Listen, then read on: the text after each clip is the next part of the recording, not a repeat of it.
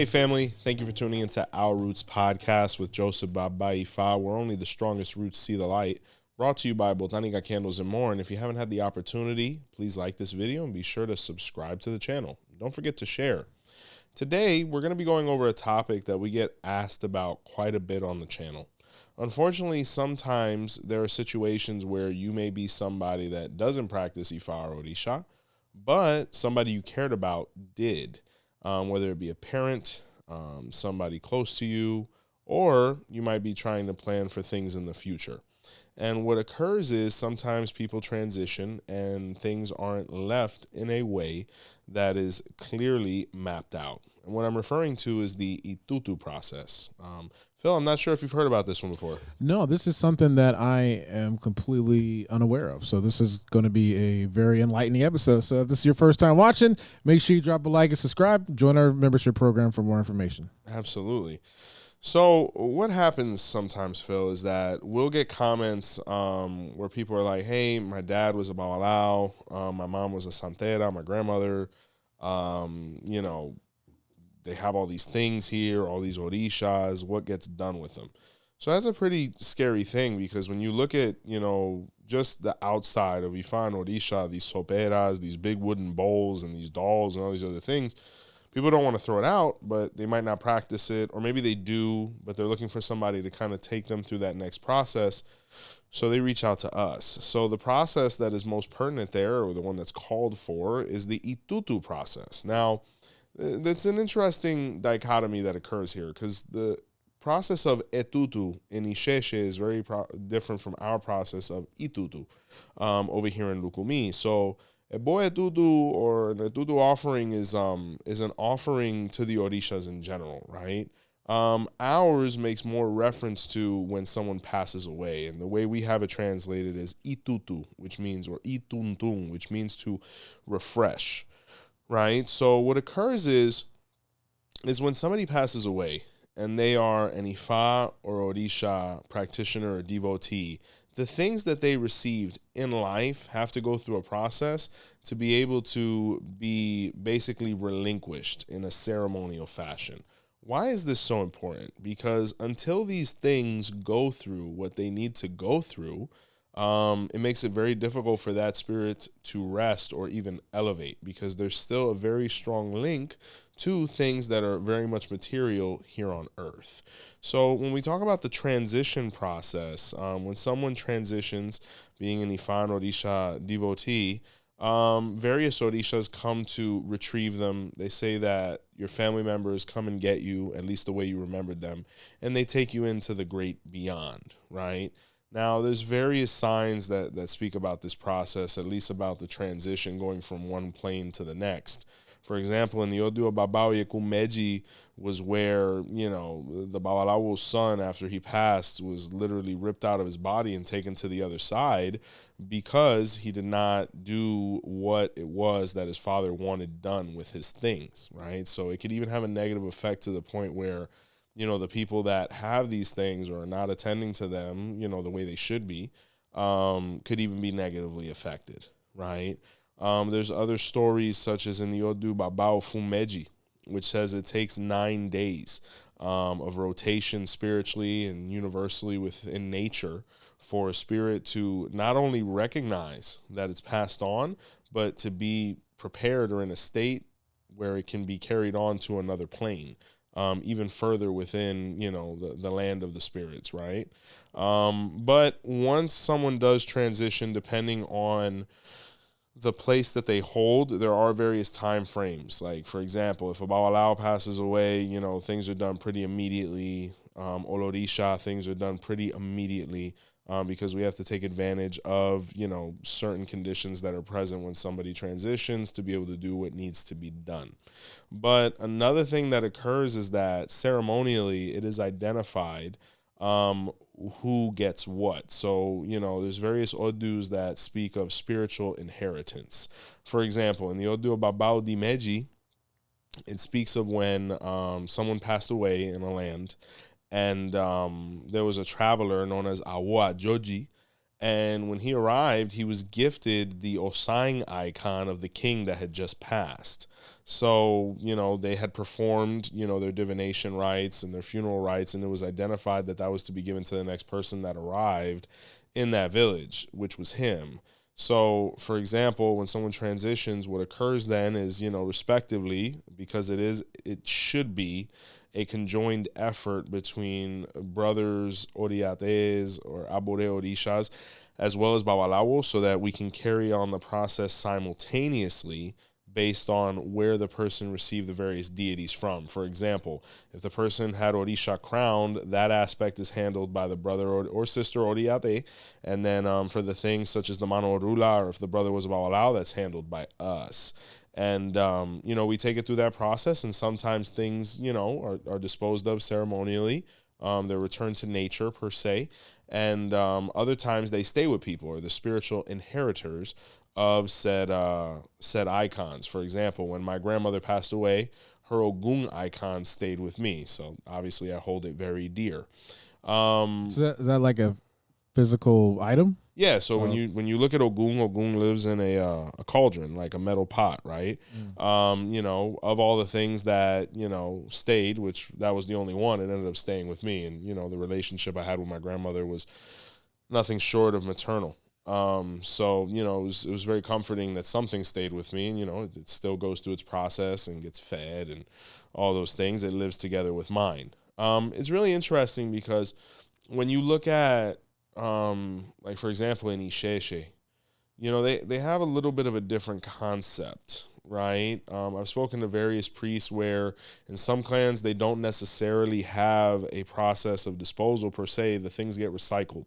Or in some clans, people don't receive multiple Orishas. They just honor the ancestral icons that were left to them from before, where you'll go into houses and you'll see these, huge elaborate, like let's say it's a 𝗃𝗃𝗃 lineage, and each family has a 𝗃𝗃𝗃. And when you go in, it's not necessarily your 𝗃𝗃𝗃 that's there. It was your great-great-great-great-grandfather who used to hang out with 𝗃𝗃𝗃's icon.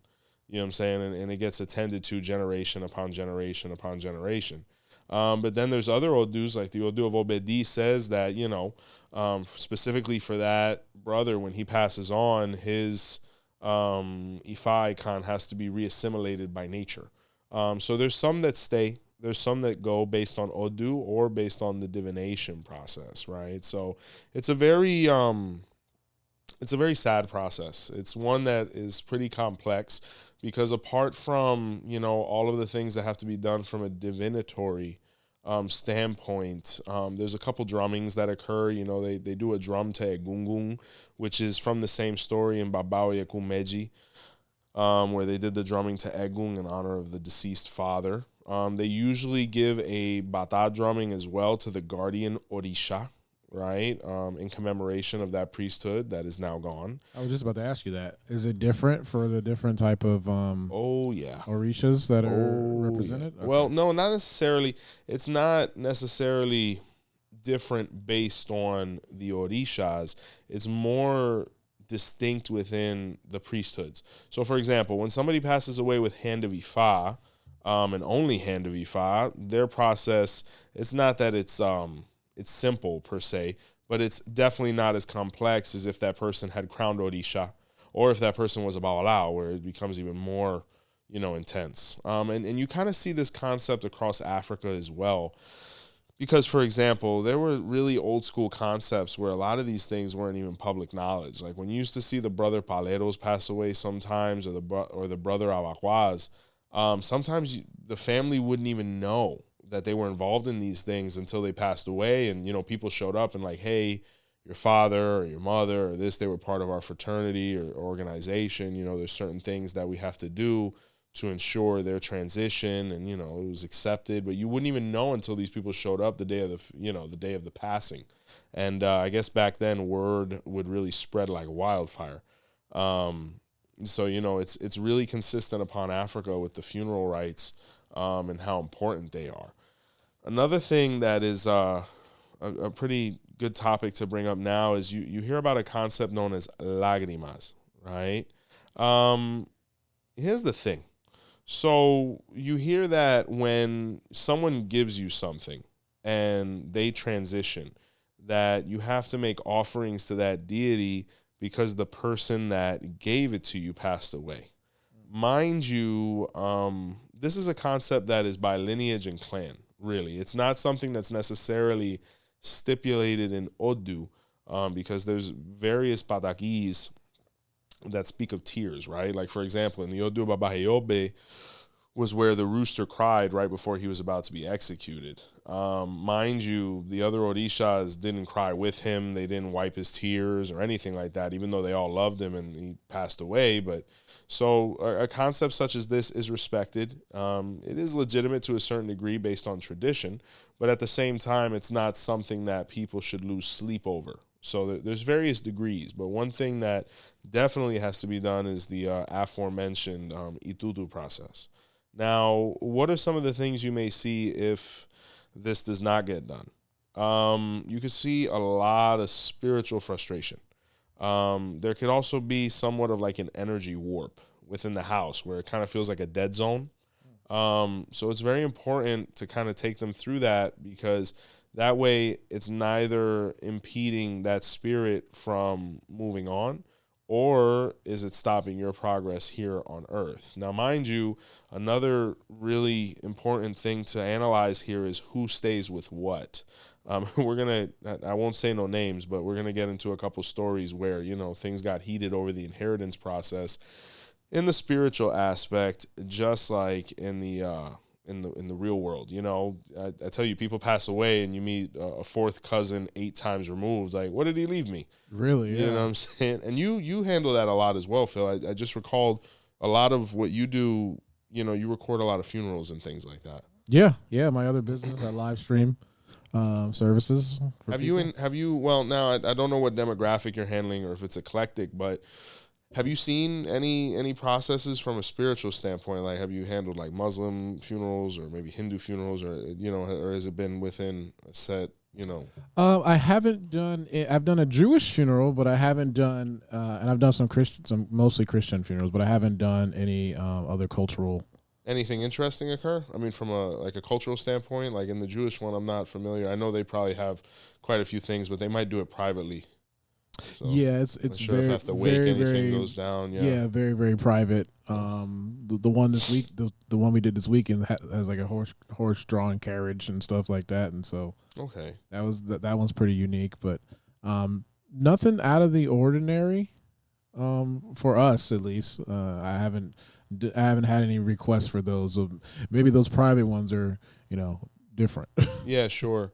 No, yeah, just to see the comparables, because it's you see these concepts go all the way back to the Greeks, who obviously got it from us. Like when Greek soldiers would die, they would put the 2 coins on the eye, or like to be able to facilitate them getting across the the river and whatnot, and just not necessarily specifics, but just those concepts of we need to do something to be able to facilitate that transfer. And another thing that I'm very keen on is that I personally don't charge for this service. I don't charge for Itutu, or at least the Ifa part. Whatever anybody else is doing, I don't, whoever else is involved, but at least me and my men, we don't charge for Itutu, because to be frank with you, you kind of don't want to be on the other end of that. God forbid if anything happens to me or a brother, you definitely don't want to be remembered as the guy who charged too much for the Itutu, because you're probably not going to get one done. So there's like a healthy medium, I guess. I mean, I know brothers that charge for it. To be frank with you, I know various people that charge for it, and they're kind of appalled that I don't charge for it. But my godfather taught me you don't charge that. That's one of the ones you have to charge to the game. And, I mean, whatever spiritual recompense is going to come, it's going to come on its own. But it's not something that you want to be compensated for, per se. So I always held that true. And, I don't want any debts either. Now, is that because you're a 𝗿𝗶𝗸𝗶? No, because I know 𝗵𝗶𝗸𝗶s that do charge for that process, of which I don't judge. I mean, everybody does with their time what they understand. But my elders, they were pretty loose with me. They didn't put too many impositions upon me. But that was one thing they were very adamant about. And but I'm saying, like, is that because you're in this world? No. Other than like me doing it, of course I charge. No, yeah, no, but that's not an issue. Yeah, I guess, yeah, what I get what you're saying now. From a spiritual standpoint, it should be understood. But like I said, there's other Babalaos who do charge. There's other Orisha that do charge. My godfather instilled that upon me because that was just one of his concepts. He never really put restrictions on me, but that was one of those things that, you realize, like, the old man's repeated it a couple times. He's very fervent about it. So it was something that he held dear. And, I carry on that concept. And it was one of the first things I learned, really, and learned how to specialize in was Itutu. Because my godfather, the first thing he really started teaching me in conjunction with direction was Egun. He was very big on, you have to learn about Egun, you have to learn about the ancestors, you have to learn how to handle that part of things, because at least within our tradition, everything begins with Egun. There's not one ceremony within Ifa Orisha, within a Lukumi context, where Egun is not the first step, and by taboo, the only one you really don't see him anywhere is like when you go through the oral process, because they're enemies to death. And then oro was something that came right after that with me. So he was very adamant on, you have to understand how this happens, because unfortunately, it's one of those things that doesn't come with an alarm. It doesn't come with an alert. You don't know when it's going to happen. It's, a brother has fallen. Everybody get up and get over there. You know what I'm saying? To do what has to be done. So it was something that he was very adamant about, and I took very seriously with him, because he usually wasn't a guy to be like, hey, this, but I guess that also came from my study habits anyway. I didn't really have to be told to read. I was a pretty adamant and fervent reader myself. But that was one thing that when he told me, I said, okay, this is serious. And when you go through the process, for example, he directed my grandmother's, being that she received Hand of Ifa, and, I've been involved in a couple of some fallen, brothers and sisters, and it's just a very, very solemn thing, especially, there's things that get done at the funeral parlor. Usually there's a daughter of 𝗿𝗏𝗍 involved, and, I speak of this because this is pretty public stuff. I mean, you don't kick the family out, you know what I'm saying? But, the daughter of 𝗿𝗏𝗍 is a very, very prominent figure there, and, the processes, the singing to Egun, the funeral car, there's nuances in all of these different things. And, it's very solemn, it's very sad, and it's just, it's another part of life, but it is something that is very key. And, when you haven't gone through it, or you haven't been able to take somebody through it, like I said, the repercussions can be very frustrating, and especially if, let's say, somebody was a Babalawo and their child really, maybe they weren't raised with them, or maybe they didn't assimilate that culture, to then have this situation, it can be very scary, because, like, what do I do with all this stuff? So that's why we always make ourselves available, because at the end of the day, we have to do what we have to do.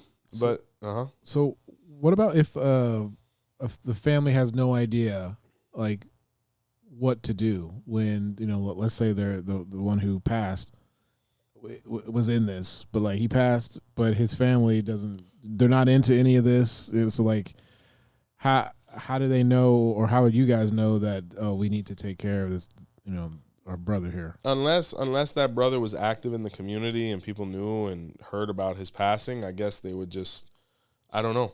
At that point, it's kind of lost to time, I guess.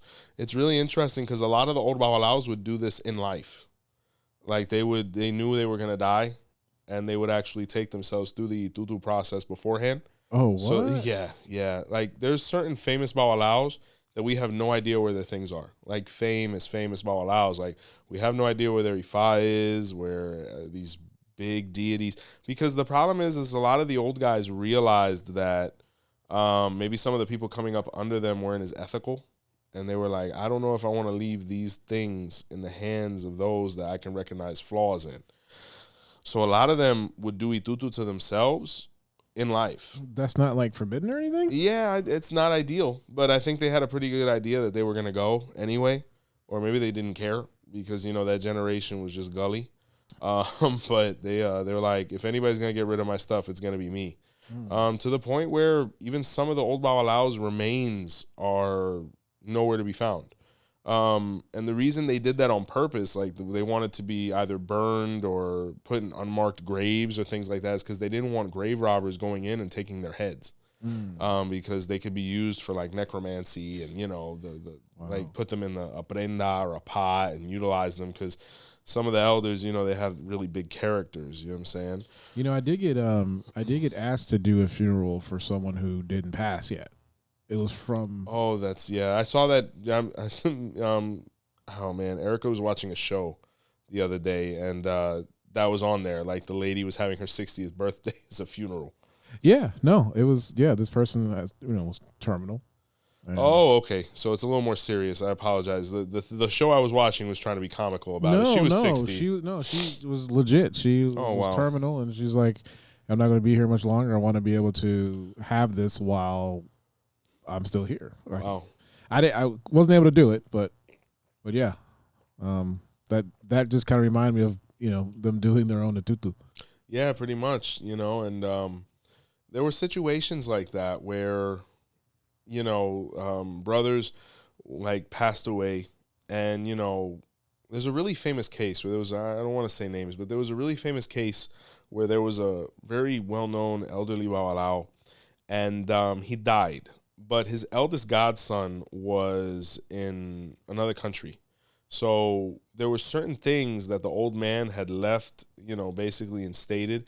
And this kind of goes back to financial literacy and life planning as well. After 40, all aspects of your life should kind of be in place to where, God forbid, if an accident or something horrible happens, everything's in place so that we don't have any more stress upon the family altogether. Mm-hmm. But when you look at our demographic, the literacy might not be at the percentile we wanted it to be, especially back then. So it was kind of it was a circus after somebody died in general. So, but that's why even things like your Itutu, all of these things, brothers and sisters, everybody that's watching, if you're in a certain age group, have things organized, because if you look at other cultures and other spiritualities, rather than fearing death, they've accepted it and they leave things in order so that it's not any more stressful. You know what I'm saying? But we, as a demographic, sometimes we're like, oh, death, let's not talk about it, and it's not going to happen. Well, it's going to happen whether we talk about it or not.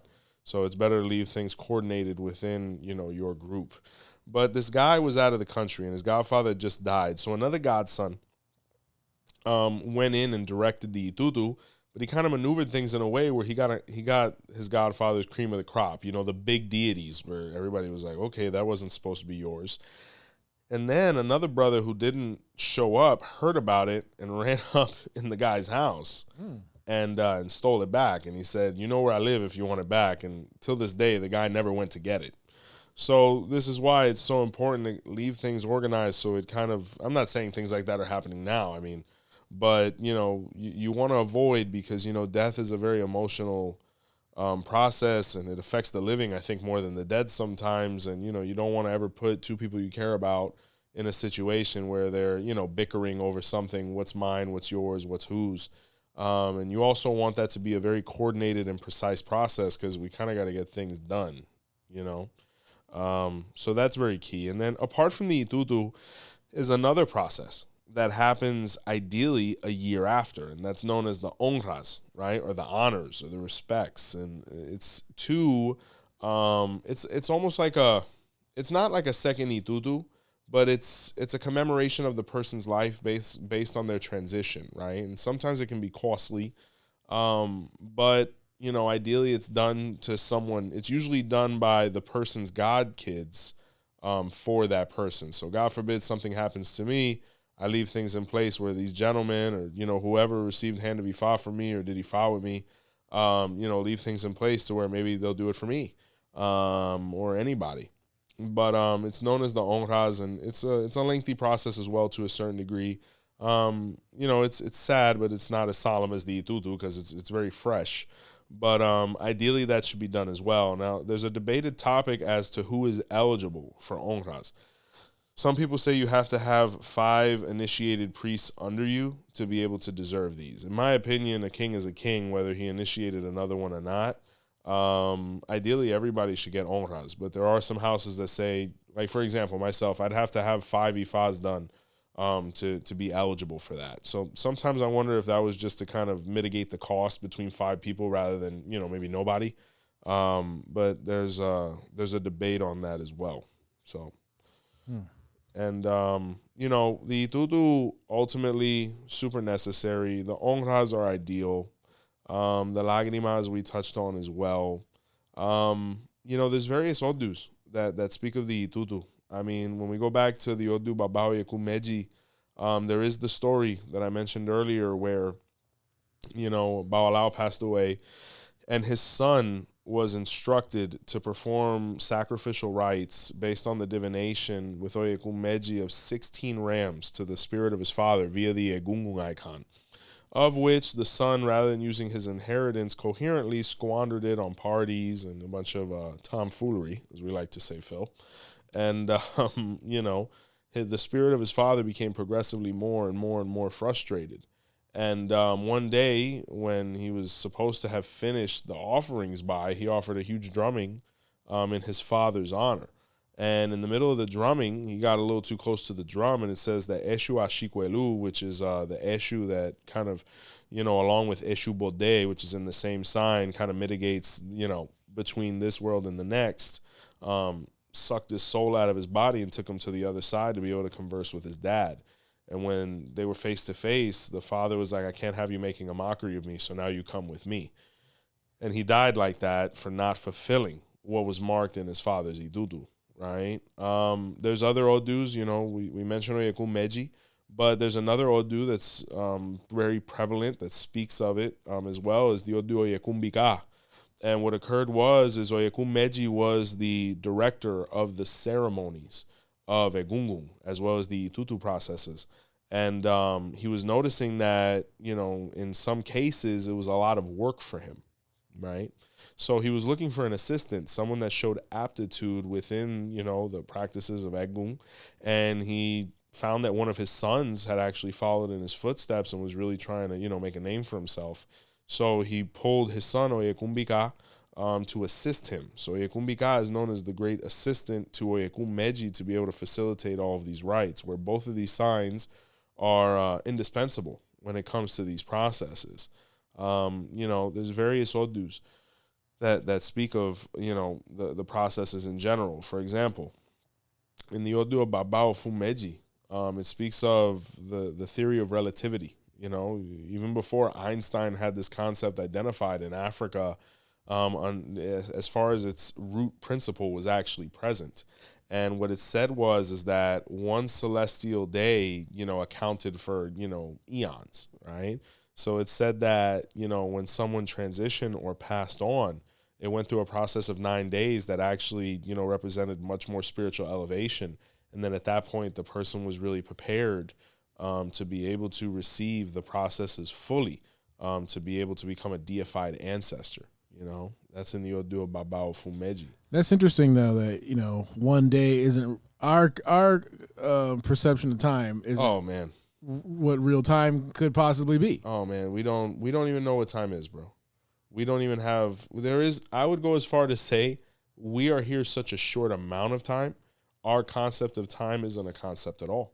There's a thing that is circulating on the internet that says, like, if you put all of just history in general from the time the Earth was 50,000 years. Oh no, you're talking about from the Earth. Yeah, from the Earth, like, whatever 6 billion whatever years, right? Yeah, 6, 7. If you put it in a 12-hour clock, right? Humans wouldn't. Well, no, dinosaurs wouldn't start until 1158, right? Oh God. And then us would be like 1159, 59. Yeah, Yeah, that's pretty pathetic, man. Just God bless us, but we really are a smear or a smudge. I mean, I think human beings have been on Earth 50,000 years.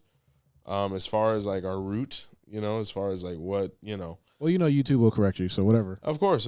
But, and you got to think we became modern within the last, 150, from the early 1800s, maybe, so we're nothing more than a speck. And that's why the transition process is so important, because we're constantly being funneled back and forth. I mean, if you look at the 𝗀𝗲𝗹𝗁, it speaks of when the spirits would come from heaven and earth and heaven, and it was a constant cycle. The 𝗀𝗲𝗃𝗃𝗃 speaks of this as well. And what occurred was in the 𝗀𝗲𝗃𝗃, it said that Earth was too overpopulated. We were oversaturated because no one was dying. So then Olodumare was like, well, if nobody's dying, I can't birth nobody neither. So now people were getting scared because it's like we're old. No one's going to remember us. No one's going to ever talk about us. We're going to, die here, where they basically relinquished that, ability to stay immortal or alive. And, that's why 𝗃𝗍𝗃 says a person dies so that another can be born. It's this constant cycle, this recycling of energy, material, organic matter, all of these different things. It's an uncomfortable topic, but it's one that is nothing short of a reality. So, but as far as the Itutu, that's basically what needs to occur. You want to leave things in place. And for all the people that are out there, because this is basically spawned. This video is spawned or spurred by the countless people that have reached out, and some that we've been able to assist and be able to facilitate that process to be able to lay, their loved ones to rest ultimately. Because, it's one of the most important parts of life, and, a lot of planning and communication needs to occur there. But, when we look at other Odus as well, there's so many that speak of, the transition and embalming process. I mean, if you look at the Odu of 𝗿𝗲𝗍𝗂, it's where the mummification process was born. Where, basically it was identified where the pharaohs wanted to be able to leave with their possessions, even though, obviously no one leaves with anything more than what they came. But it speaks about the purification process of the body, the distribution of the wealth and the things, how things were allocated, numerous signs. And I know this video is going to spawn even more questions, which I hope it does, because it might lead to more people going through their process, receiving the attention that they need to be able to, ultimately progress. Because as long as those people are in limbo, we are as well, because there's that link. It's a debt that we've inherited via them, but it's one that we should fulfill, because more than likely somebody's going to do it for us.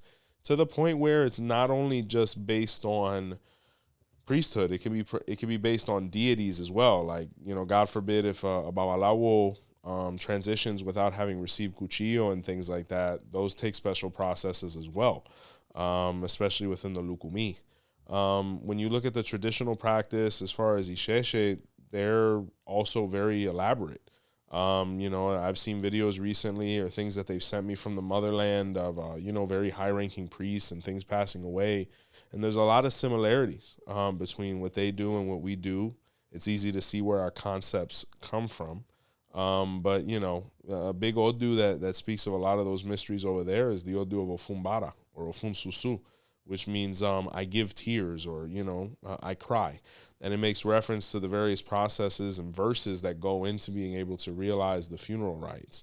But it's a very key practice for them, and one that they don't take lightly at all, where their loved ones or the people that, mattered to them, or anybody, that was a brother or a sister, they get laid to rest accordingly. So it's easy to see where we get those concepts of obligation and respect, because, we are African, we are Nigerian, as far as descent and culture.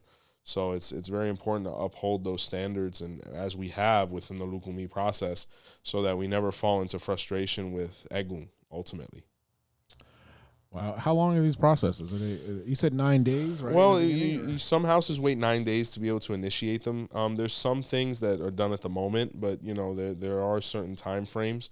It's more pertinent if the person was a priest. But it's not like other cultures where the mourning process, we have to necessarily dress away for a year or anything like that. Even though in the Odu of 𝗿𝗏𝗍, it speaks of el luto de 𝗿𝗏𝗍, which is where he dressed in black for the year. No, it doesn't have to be that extreme for everybody. But, there are other cultures where, it can be a little bit more extravagant. But that's pretty much it. The immediate processes that are done, the 9 days, the Honras, and it's really a collaboration. And I think that's why it's so important to reiterate, as a culture and a community, we have to work in unison, because to be able to get through this process, everybody has to be on board. There has to be 𝗿𝗏𝗍𝗂, there have to be 𝗿𝗲𝗍𝗃, there have to be, Orisha priests. It takes a tribe to be able to lay somebody to rest. And that's why I think it's so important for us to be harmonious, because if we're not all rolling on cylinders and, behind the same wheel, there's no way we'd be able to get this done. So, any concepts that are anti-𝗿𝗏𝗍𝗂 or anti-𝗿𝗏𝗍𝗃, they shouldn't be present at all, but they definitely shouldn't be present in something like this, because, I can't throw the shell and they can't, it can't be done. So it's important. It's important to have that fraternity, and especially focus on what's most important is, laying this person to rest. So is there like 𝗃𝗶𝗯𝗶? I mean, I hate saying this, but you said it pretty good. No, I'm telling you. I mean, he's whenever that happens. Oh no, yeah. Is this going to be like some? Is it going to be like a big? Oh God, that man. Or? Oh my God, bro. You have to imagine. God bless him. May it never occur. May it never occur in 100 years. But somebody that celebrated, somebody that storied. I mean, you got to imagine. The amount of rites and things like that, or somebody like, and a lot of our elders over there in Nigeria, they're getting older. Like you look at, 𝗵𝗶𝗶𝗶, I think is like getting closer to 100 now.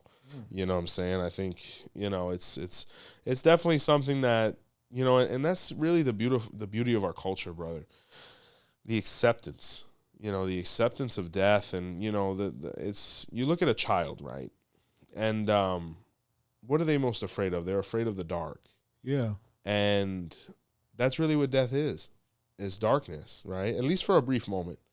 And that's why when we go through these processes of Ifa and Orisha, we're dying. It's a reenactment to a certain degree of death. You go in with your eyes closed, you go in blind. And that's where faith takes over. You know what I'm saying? So, and then you look at my godson, Eric Oturawani's sign. It says, in the darkness, we see the light. In the darkness, we see each other better than in the light, because we don't necessarily depend upon our pupils to see. We depend upon our hearts. We depend upon our senses. You know what I'm saying? Other things become heightened. But that's where you really get to know each other. The day we transition is when we know who we were to each other. Who are we? And that's why you have to paint the best picture possible to present it to, the creator, because one thing is to say something, but at that point, they don't have time for your words. They weigh your heart. They see who you are. The Egyptians had very similar concepts as well. I used to read a lot of Egyptian mythology before I fully understood what, my and our culture was. But there were a lot of similarities. Like, for example, in the judgment process there, if I recall, they weigh your heart against a feather. And if the feather is heavier, if your heart is heavier than the feather, you get fed to Sobek, I think is the crocodile god. So you had to be of pure heart. You had to be, liberated from malice and ill intent. That was the only kind of body, that was the only kind of energy that they wanted. If not, you're going back in, so that's why. And another thing is it could halt the reincarnation process.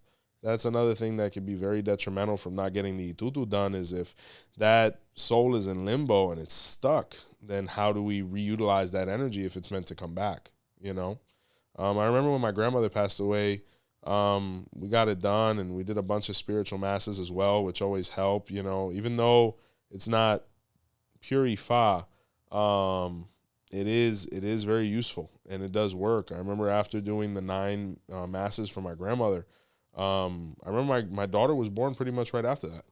So, it's really enlightening stuff. It's a little eerie, it's a little chilling in all the right ways, but when you get these things done, you see huge advancements. So it's very important.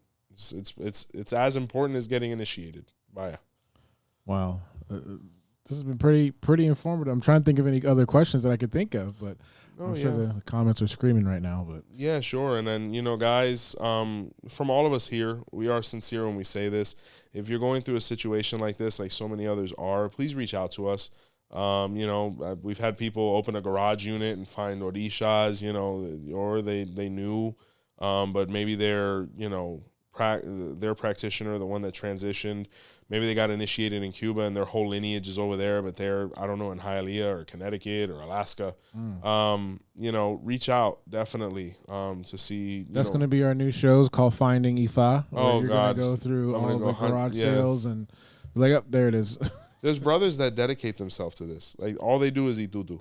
Like, there's brothers I've met that this is how they make their living, and they do it excellently, and it's really their focus, and it's very gratifying for them to be able to facilitate that transition. But definitely, guys, reach out. Any questions you have, any doubts, because there are a lot of people going through this, and if you want to do things correctly and in a way that's respectful and please feel free to reach out. That's something that we really lend ourselves to because, the most important thing in life is after a certain point is closure. So just knowing that they're good, you're good, and we're able to move on and possibly repeat is the most important thing. So definitely, guys, I expect a lot of great questions from this as well. If we missed anything, maybe a part 2. Yeah. Definitely. There's always so much more. Do you have any buddies that do the tutus that we could talk to eventually? Sure. I mean, at least within a lot of those guys are in Cuba.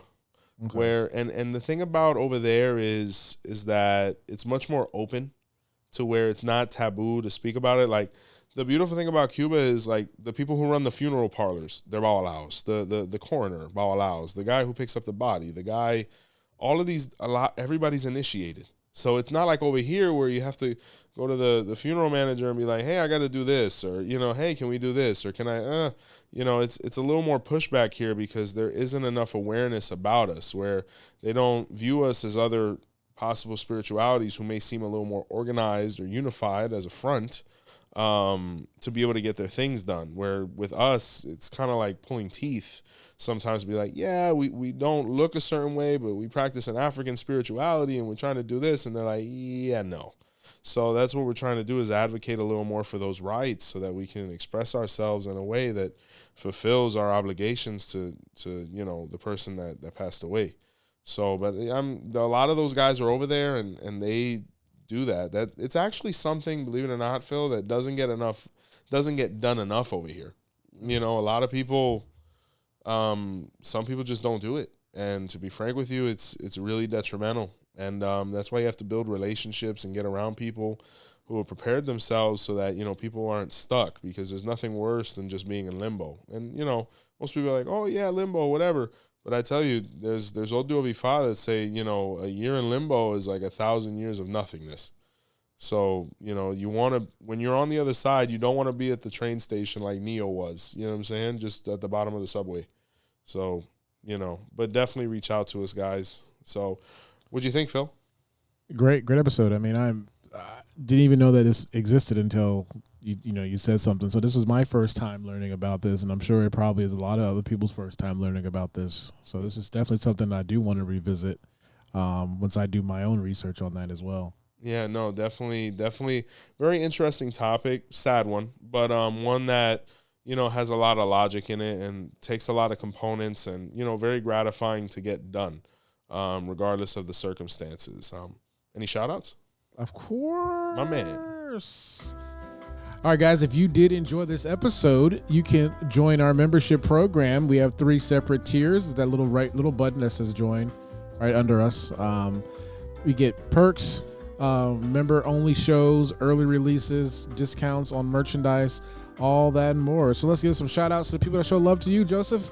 We got some VIPs. We got 𝗿𝗏𝗏𝗏𝗏. Shout out to the VIPs. We got Tasha Marrero. Thank you, Tosh. We got Exempt. We got Alyssa Statler. Oh, yeah, Alyssa, thank you. And let's go to the super fans. We got 𝗏𝗏𝗏𝗏. Okay. We got Militia Fraga. Shout out. We got Ray Valentine, and rounded it out is Mama Magical. I'm going to tell you, the one I liked most there was Exempt. And it's spelled XEMT. 10 points for that. Yeah. For that member right there. I love the names between that one and Hemp Lord. We got a real competition going on. But guys, 𝗿𝗏𝗏𝗏𝗏𝗏𝗏𝗏𝗏𝗏 is up and running. Services, merch, products, reach out to us for whatever you need. The podcast is up on all major platforms. Like, comment, share, subscribe. And from all of us here at Our Roots Podcast, thank you. And until next time, see the light.